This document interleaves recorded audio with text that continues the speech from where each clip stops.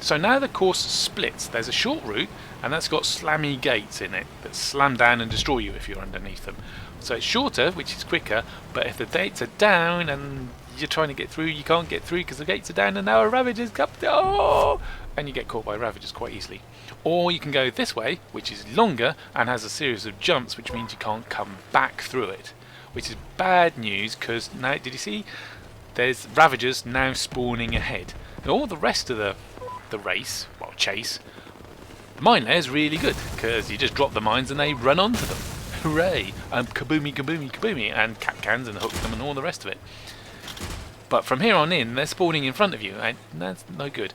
This gate, which I just passed through, that you blow up. It's got quite a lot of durability, so if you're a low power score vehicle, you're going to have problems. You've got to have weapons to shoot your way through it, and it's quite tough. So if you can, come through with a 9,000 power score vehicle. And now we got people running for the end zone, which we can see on the map, and there's more Ravagers, and there's a spawn coming up on the left there. There's spawns left and right in the sort of edgy bits in the canyon. But someone else with a KapKan has come through here, or several KapKans, and hooked everything, and I've got an easy run for completion. So once you're past, a bit further, sort of about here, any Ravagers come this far, they just blow up. So from here on in, you're safe, you've made it. And the survivors escaped, so we get points, hooray! So that's what you do if you're a survivor. But what if you start as one of the two Ravagers? You get randomly picked and oh no, you've been converted. Red glowy lights all over you and pipes and machinery and electronics and ooh look. So you spawn here in this little cubby hole with a closed door and you can't do anything for 10 seconds until the doors open. And when you do, you're after the players like the blazes. And you haven't got any weapons to shoot them with. This thing's only got an Argus for blowing up mines and turrets and stuff. So what do you do to the players?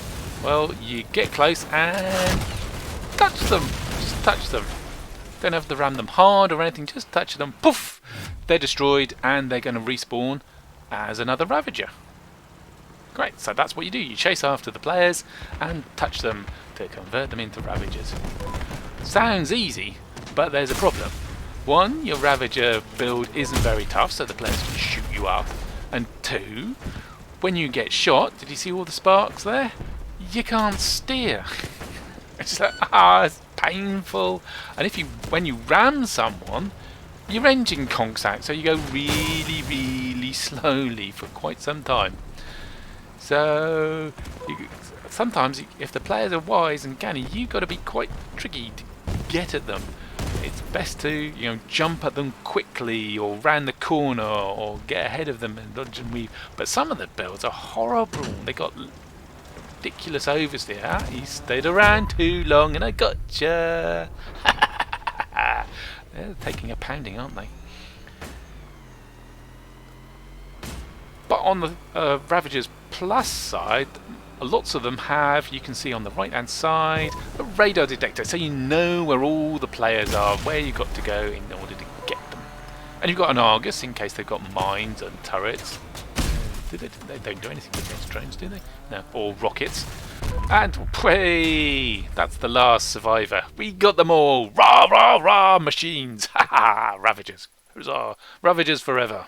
Because you're randomly assigned whether you're a survivor or a Ravager at the start of the battle, sometimes you'll get people just quitting out straight away because they're not happy with what they're starting at. Well, let's just change the key binding from the old sideways hover there.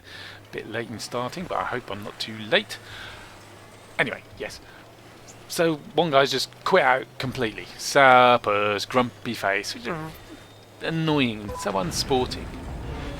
And then the remaining Ravager player in this match decides to give us a bye. He just doesn't chase us, he lets us complete the mission. Which in some ways is nice of him because there's challenges for this Operation Red Light, and the last one, to complete it, you've got to win as a player. You've got to get to the end zone. So he's letting people do that. So it's understandable he's letting you do that, but it's not very sporting. I feel that if you're playing this red light. If you're a survivor, you should play as hard as you can as a survivor and try to escape. And once you got and you're a Ravager, or you started out as a Ravager, you should try and grab the players as hard as ever you can. Just for the sport of it. Just if not happy being one or the other, then really you shouldn't be playing this mode. And it doesn't matter which you start out as, because both gain points.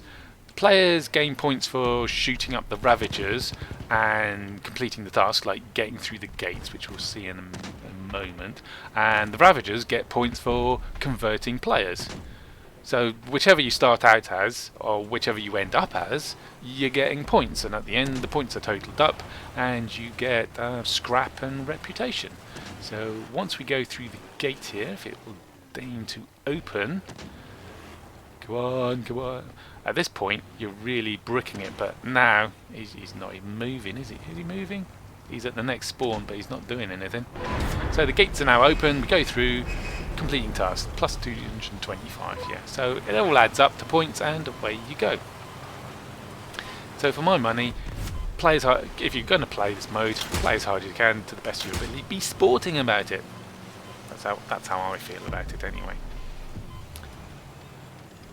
Let's have a bit of discussion on what builds are good for this. So this build, this Alley Gator one, is pretty good in the first half, very good in the first half actually, because it's got lots of mines and KapKans. And the enemy the Ravagers are quite weak, so they blow up with the mines quite happily. They got Argus, but their detection range for mines is quite short, so you drop them around corners, drop them where they're going to spawn, drop them, and yeah, you'll get lots of people. Drop them after jumps, you'll get loads of people, so they're useful. KapKans are excellent because they capture the Ravager and slow them right down, letting you and others escape, or give you time to shoot them. The cabin, on the whole build, is a bit slow. The maximum speed is 93 kilometers an hour, and that's not enough. The Ravagers can catch you going at that speed. You need a speed of about 110 kilometers an hour in order to not get caught in a flat-out race by the Ravagers. Chameleon, that's good because it stops the plasma cannon shooting you, and sometimes it'll help you get away from another Ravager. And what else you could put on there? Machine guns. Because the Ravagers can't steer, as soon as they get damaged, they can't steer for a while. So you use a machine gun and keep shooting them. They're going in a straight line, which makes it a lot easier to dodge them.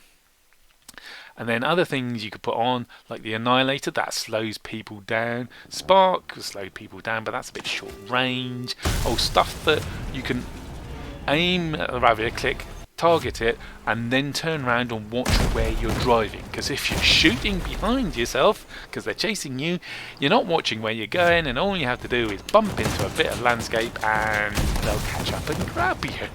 In addition to the scrap and reputation rewards for playing a PvP brawl, there are challenges to complete in Operation Red Light, and for completing those challenges you can get more scrap, engineer's badges, the adventure sticker, seen here, white honeycomb paint, here seen adorning my Alley Gator build, and for the final one you get a container which has your choice of one of these custom kits or some coin. In order to complete the last challenge, you've got to complete the operation. You've got to escape the clutches of the Ravagers and win your way to freedom as a survivor, which can be a bit tricky, but keep at it, it'll happen sooner or later. An issue with new battle modes that are around for a limited period of time is that Crossout is a complex game. It's got lots of different parts and there's lots of different ways your build can be configured, and there's lots of different players playing it, and the devs don't have an awful lot of development time to spend on these things because they're only around for 20 days.